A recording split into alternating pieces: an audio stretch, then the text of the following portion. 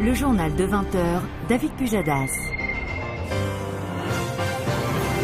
Il est 20h, bonsoir à tous. Je m'appelle Mathieu Pujadas, le frère de David Pujadas. Voici les titres de l'actualité de cette journée. Aujourd'hui, il y avait un crash d'avion. Un Mirage de l'armée s'est écrasé près de Briey. Plus de détails à suivre. Christophe Najarski, tête de liste EELV au municipal, défendra la semaine prochaine son plan anti-pollution pour la ville de Paris, qui intègre la gratuité du stationnement résidentiel, la circulation alternée, le gazole et plus. L'Eurovision a conclu hier soir et la victoire d'une Autrichienne de travestie, Conchita Wurst. Sa victoire et sa voix ont inspiré des applaudissements dans presque toute l'Europe. Mais son apparence enrobée à barbe a invoqué les critiques sévères. Cette victoire, qu'est-ce qu'elle dévoile sur les politiques extérieures en Europe? Enfin, les écureuils dans une petite université aux États-Unis sont ravis. Un de nos journalistes est sur place pour relayer cette histoire. Voilà les titres, bonsoir à tous. En direct depuis le crash d'avion, qu'est-ce qui s'est passé, Annika? Merci Mathieu. Oui, lundi le 12 mai, un Mirage, c'est-à-dire un avion bombardier de l'armée, s'est écrasé à proximité de Baroche, près de Briey. Le pilote, qui était le seul à bord, s'est éjecté et il a atterri dans un arbre, heureusement sans blessure.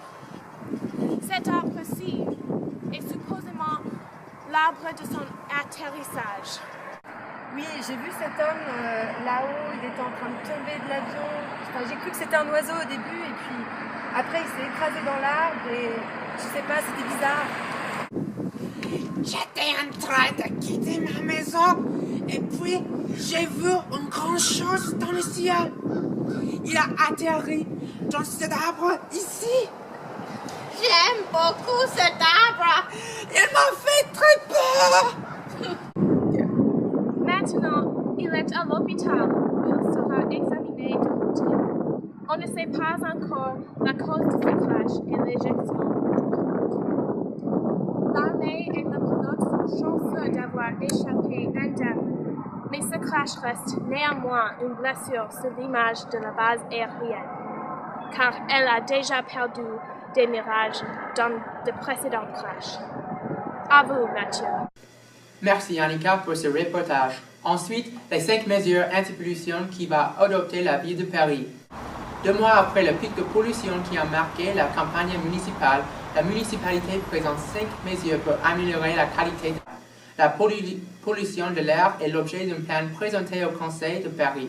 L'écologiste Christophe Najarski, tête de liste EELV au municipal, défendra la semaine prochaine son plan anti-pollution, prévient le vendredi 9 mai le Parisien, qui dévoile 5 mesures clés. 1. Inciter les Parisiens à délaisser leur voiture. À Paris, la gratuité du stationnement résidentiel est décrétée lorsque le seuil d'alerte est atteint. Christophe Najarski va monter d'un cran les réponses de la ville de Paris. Ainsi, la gratuité du stationnement sera décidée lorsque le seuil d'information sera dépassé. 2. Demander à l'État de recourir à la circulation alternée. La ville de Paris souhaiterait que la circulation alternée des véhicules soit décidée plus fréquemment, dès que le seuil d'alerte est susceptible d'être dépassé, et non pas avec une semaine de retard comme c'était le cas lors de l'épisode de pollution du mois de mars. Mais il y a un problème, et c'est qu'une telle décision n'est pas du ressort de la ville, mais de l'État. Dans tous les cas, elle entraîne automatiquement la gratuité des transports publics, une mesure qui coûte 3 à 4 millions d'euros par jour à l'échelle de la région. 3. Bannir les bus au gazole. La municipalité va officiellement demander à la RATP d'accélérer son programme de remplacement des bus au diesel.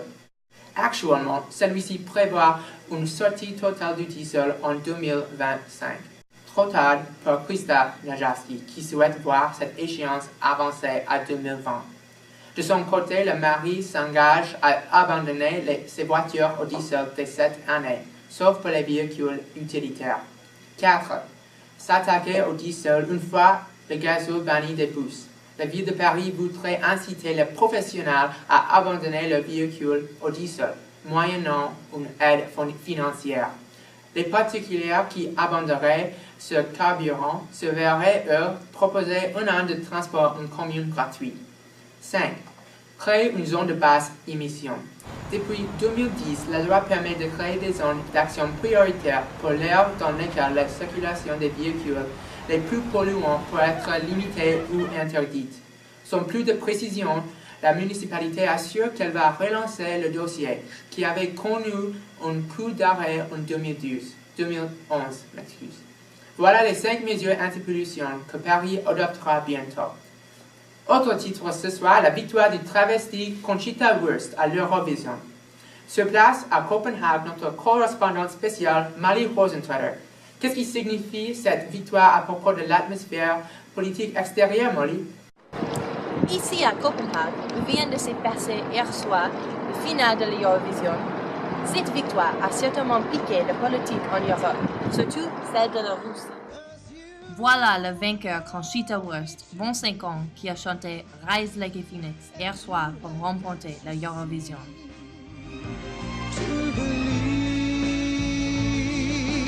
From the fading light of light, rise like a phoenix.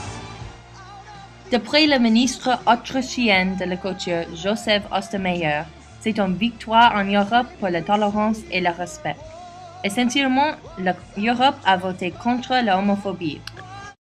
On peut dire aussi que les admirateurs qui ont voté Wurst sont en solidarité avec l'Ukraine et les minorités sexuelles. Mais la voix incroyable et l'apparence extravagante de Conchita Wurst n'inspirent pas la joie partout. Sa victoire samedi a en effet déclenché en Russie des très vives protestations. Plusieurs responsables russes soulignant la force culturelle avec l'Europe, ainsi que l'homophobie. Rappelez-vous de la loi punissant la propagande homosexuelle, adoptée en Russie l'année dernière. Quelques citations révèlent le malaise de certains Russes vers le travesti célébré de l'Eurovision. Le vice-premier ministre Dmitry Rogozin a tweeté que le résultat de l'Eurovision a donné un aperçu aux partisans de l'intégration européenne de ce que les attend en rejoignant l'Europe, à savoir une file à barbe. Notre indignation est sans limite, c'est le fond de l'Europe. Elle est devenue dingue, a déclaré le politicien national Vladimir Zhirinovsky à la télévision publique russe. Enfin, le rappeur russe Timothy a attribué la victoire de Conchita Wurst à une maladie mentale de la société contemporaine sur son compte de Instagram. En Russie, au Belarus et en Ukraine, des pétitions ont circulé pour protester contre la participation de Conchita Wurst, illustrant encore une fois la force entre l'Europe de l'Ouest et l'Europe de l'Est. Seule la visibilité a donné aux gays. Mais il y a de l'espoir que le grand public est plus tolérant. En Russie, Conchita Wurst est arrivée 3e du vote par SMS. Bon gré, malgré, Conchita Wurst et l'Autriche sont victorieuses et leur victoire représente un pas dans la bonne direction de la tolérance. Les mots de Wurst elle-même sont aussi éloquents. Elle a lancé au public en recevant son trophée. Nous sommes la unité et rien ne peut arrêter. En dernière note, la France, avec le groupe Twin Twin, a terminé dernière de 26 pays participants dans la finale de l'Eurovision. Merci Molly. Nos félicitations à Wurst. Et puis, en direct de St. Olaf College, un problème des écureuils dans cette petite université privée aux États-Unis. Qu'est-ce qui se passe, Annika? Oui, Mathieu. Maintenant, je suis sur le campus de St. Olaf College, dans le Minnesota. Le problème des écureuils n'est pas évident d'un simple coup d'œil, mais il est présent malgré tout. D'après mes entretiens avec quelques gardiens du campus, les écureuils sont normalement tranquilles, mais quelque chose a changé dans la nuit. C'est probablement à cause des stéroïdes dans la nourriture de Bon Appétit.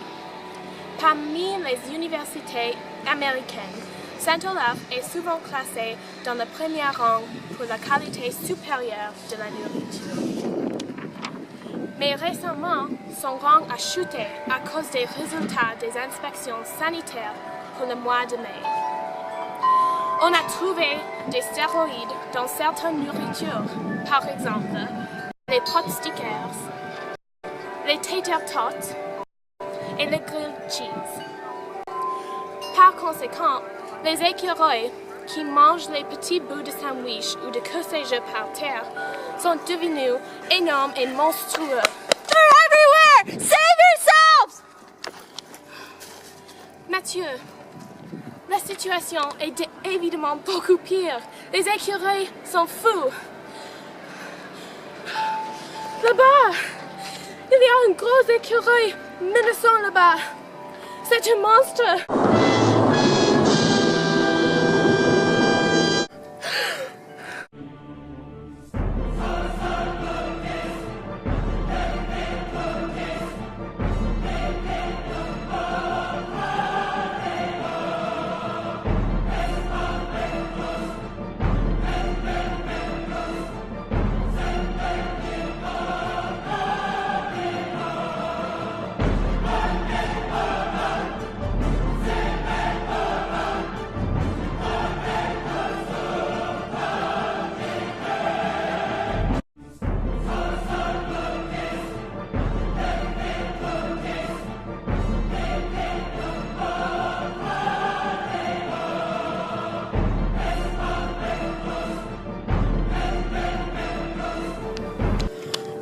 À vous, Mathieu.